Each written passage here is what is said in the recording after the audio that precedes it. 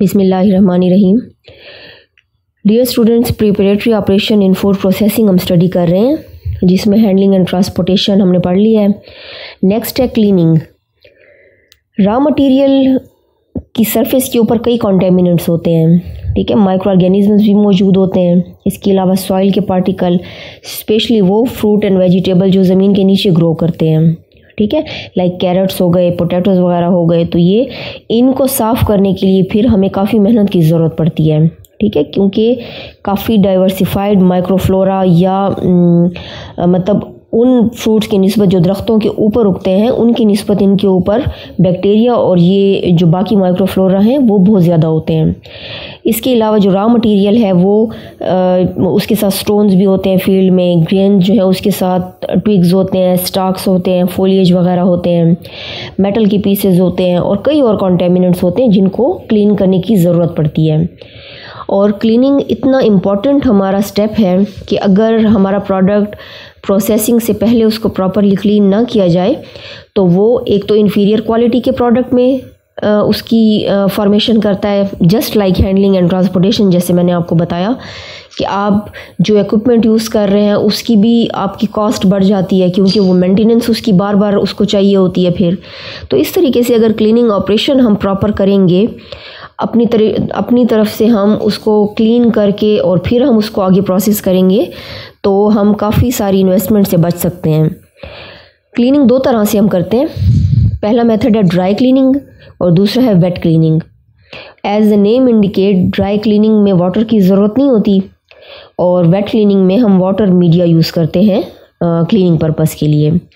अच्छा, जो dry cleaning है ये हम ज़्यादातर ग्रेन्स या दूसरे क्रॉप्स जिनको अगर हम पानी में सोक कर दें तो उससे टेक्निकल प्रॉब्लम्स आ सकती हैं, तो ये हम उन पे अप्लाई करते हैं, ठीक है। इसमें सबसे पहला जो तरीका है हमारा ड्राई क्लीनिंग में वो है विनोइंग, ठीक है। विनोइंग में हम लाइक वीट हो गया उसको हम सेपरेट करते हैं स्ट्रॉ से, राइस को हस्क से अलहदा करते हैं, ग्राउंड नट की स्किन जो है जब हम उसको रोस्ट करते हैं तो वो अलहदा करते हैं। इसी तरीके से पीनट्स की जो ऊपर की स्किन होती है, तो ये सारे प्रोसेस हमारे विनोइंग में आते हैं। अगर मैं आपको आसान अल्फाज में बताऊं, जस्ट लाइक जिस तरह से घर में हम ग्रेन्स डाल के या राइस साफ़ करते हैं हम ट्रे में डाल के और उसको हम हल्का सा हिला के और फिर ऊपर हवा में हम उसको उछालते हैं, तो उससे क्या होता है कि जो लाइटर पार्टिकल होते हैं ग्रेन्स के अंदर वो हवा के साथ उड़ जाते हैं और बाकी हमारा जो ग्रेन है वो साफ़ होके वापस ट्रे में हमारे पास आ जाता है। अब ये तो मैं बात कर रही हूँ घर की या छोटे लेवल की, ठीक है। ये जब इंडस्ट्रियल लेवल पे हमारे पास काफ़ी बड़े बड़े विनोअर्स होते हैं, ठीक है, या स्क्रीन सेपरेटर्स लगे हुए होते हैं, तो वहाँ पे ये प्रोसेस जो है ये ऑटोमेटिकली किया जाता है, ठीक है। सेकंड मेथड है इलेक्ट्रॉनिक मेटल डिटेक्टर्स, ठीक है। ये अप्लाई किए जाते हैं मेटेलिक कॉन्टेमिनेंट को सेपरेट करने के लिए, जैसे नट्स हो गए, बोल्ट्स हो गए, इसके अलावा जो ब्रोकन इक्विपमेंट के पार्ट्स हो गए, ठीक है। इनको हम और इलेक्ट्रॉनिक मेटल डिटेक्टर से हम फेरस और नॉन फेरस दोनों पार्टिकल्स को रिमूव कर सकते हैं, ठीक है। स्ट्रॉन्ग मैग्नेट्स इसमें अप्लाई किए जाते हैं, जिसमें नेल, स्क्रू या इस तरह के और कई जो वायर की पीसेस वगैरह होते हैं उसको हम एलिमिनेट कर देते हैं, ठीक है।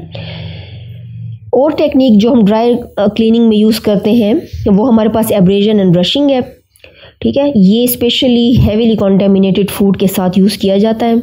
जैसे मैंने आपको अर्लियर बताया कि वो वेजिटेबल्स हमारे पास जो बीनीथ सॉइल ग्रो करती हैं, लाइक पोटैटोज़ हो गए, रेडिश हो गया, आप देखते हैं कि इनको जब हम हार्वेस्ट करते हैं तो ये काफ़ी मिट्टी से भरे हुए होते हैं, कीचड़ इवन की इस पे लगा होता है, ठीक है। तो इसको फिर हम एब्रेजन कहते हैं, रगड़ना, और ब्रशिंग कहते हैं समटाइम्स सॉफ्ट ब्रश हम यूज़ करते हैं ताकि उसके स्ट्रक्चर या टेक्सचर को ख़राब ना करे, ठीक है। तो ये तो था स्टूडेंट्स ड्राई क्लीनिंग हमारे पास। इंशाल्लाह वेट क्लीनिंग मैं आपको नेक्स्ट टॉपिक में फिर अलहदा से हम स्टडी करेंगे ताकि टॉपिक हमारा बहुत लेंथी ना हो। Thank you. अगर कोई क्वेश्चन हो तो काइंडली कमेंट में आप पूछ सकते हैं।